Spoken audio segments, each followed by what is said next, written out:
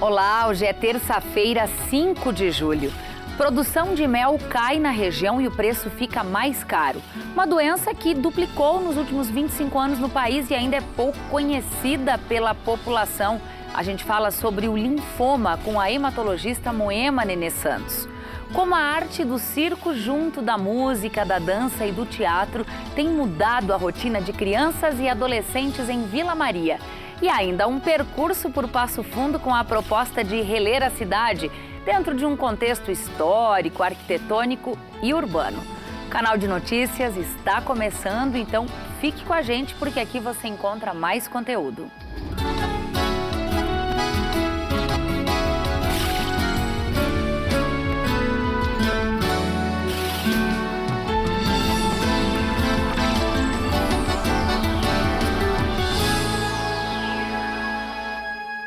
O mel, além de muito saboroso, é um alimento usado para fortalecer a imunidade e até melhorar a capacidade digestiva. Além disso, é considerado expectorante e um ótimo calmante. O problema é que ele está em falta no mercado. A última colheita não foi boa e, consequentemente, o preço subiu. Se você é uma pessoa que costuma usar mel em casa e foi à procura do produto no mercado, com certeza ficou surpresa com os altos preços que encontrou. De acordo com estimativas da Emater, esta é uma das piores safras já registradas. A redução da safra de mel desse ano, ela se justifica basicamente em função de fator ambiental. Nós temos, desde 2014, anos com maior intensidade de chuvas.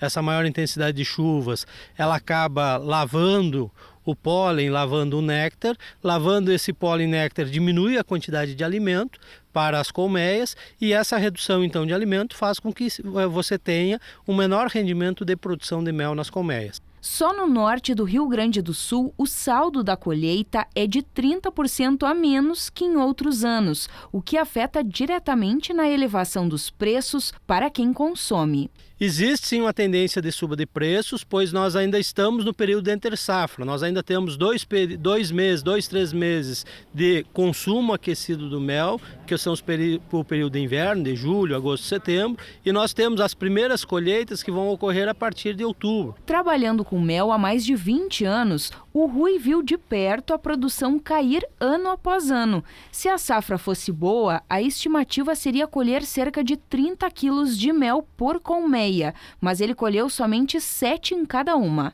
Até hoje, na minha expectativa, esse vai ser o pior ano desde 92. Pelos dados que a gente colheu, porque nós tivemos colheita de primavera, não foi colhido, no verão não se colheu, e em maio era a expectativa da safrinha, que está saindo agora. Está saindo em junho. Então, das outras 2 colheitas normais, que seriam as boas colheitas de mel, nós esse ano não colhemos. E qual a expectativa do senhor como produtor para a próxima safra? As expectativas de clima são melhores que do ano passado. Há uma expectativa, vamos dizer assim, de melhor produção de mel para esse ano, na próxima safra.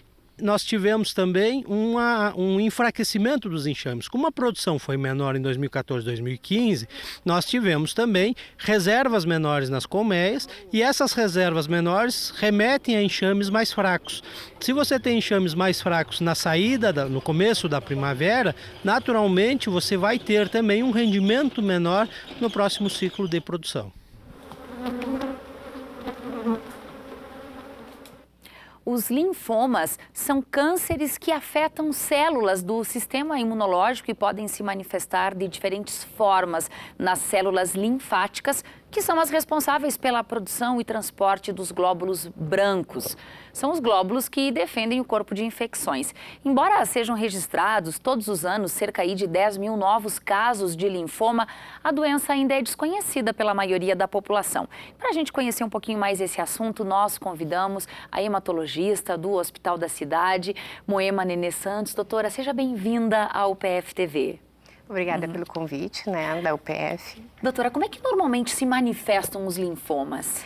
Na realidade, os linfomas, a gente tem várias formas de manifestação, mas uma forma bem comum que as pessoas conhecem é o aparecimento, surgimento de ínguas, de caroços pelo corpo, né? No pescoço, na virilha, embaixo do braço. Só que lembrar as pessoas, né, Thaís, que essas ínguas nem sempre elas são linfomas, né? Elas podem ser secundárias a outras doenças infecciosas ou inflamatórias. Então, nem sempre é comum o paciente perceber os primeiros sintomas de um linfoma, doutora Moema? Infelizmente não. Por quê? Porque alguns, na realidade, como o nosso sistema linfático, ele tem também uma drenagem de toda essa parte, né, do sistema linfático, ela é composta por tecidos, né, órgãos e também pelas essas ínguas, e algumas são profundas. Então, por exemplo, o linfoma pode se manifestar no abdômen, né, na barriga, e a gente tem, na verdade, um desconforto abdominal. E só descobrir quando essa íngua ela aumentou de tal forma que prejudicou algum órgão do abdômen, assim como no pulmão, no tórax. Por exemplo, a pessoa pode ter uma falta de ar, uma tosse e tudo, e ter uma manifestação da doença, né, de uma forma que a gente chama mais sutil, assim, ou que a gente não vá pensar que é linfoma, e sim que é um quadro de uma pneumonia, de uma infecção. Então, na realidade, uma forma comum é quando a gente vê ela, que a gente vê periférica, a gente diz, que é aumento das ínguas que a gente consegue ver ou palpar, mas de uma forma profunda, infelizmente, a gente só vai descobrir quando o paciente procurar algum médico com esse sintoma e fizer uma investigação adequada. Doutora, além do surgimento dessas ínguas, quais são os outros sintomas comuns de linfoma? O que é mais comum, na realidade, é a perda de peso, né? A gente ter febre noturna ou suar durante a noite, mas aquela sudorese, assim, que molha o lençol, né? Acima não pelo, do comum. Do comum, enfim. A gente pode ter, na realidade, coceiras pelo corpo, mas sempre lembrar que essas manifestações, né, também são comuns a outras doenças. Então, vai sempre, né, do paciente, da pessoa, procurar um auxílio médico para investigar tudo isso. De alguma forma, o fato de pessoas muito conhecidas no Brasil, por exemplo, terem desenvolvido essa doença, isso de alguma forma acaba auxiliando na prevenção do problema. Foram vários casos de atores, por exemplo, que a própria imprensa veio e vem divulgando. Sabe por quê? Porque eu acho que como o linfoma, ele é um tipo de câncer, né? E, felizmente, a palavra câncer se perdeu esse tabu. Por quê? Porque ela tem tratamento, hoje ela é vista de alguma forma com algumas doenças também de uma forma crônica, enfim, se perdeu tudo isso. Só que o que é importante, né? A gente tem vários tipos de linfoma, né? Com vários graus diferentes, ele pode ter localizado, ele pode ser disseminado. Então, realmente, assim, mais precocemente tu viu a localização, quer dizer, se ele é localizado, ele não é sistêmico, a gente vai ter uma evolução com uma cura bem maior. Só para citar alguns casos públicos, não é? O da presidente afastada Dilma, do ator Reinaldo Giannichini, também agora do ator Edson Celulari, o diagnóstico precoce vai fazer a diferença, com certeza, no tratamento. A Dilma, ela era só localizada, por exemplo, né, que a gente sabe isso, na região cervical do pescoço, né?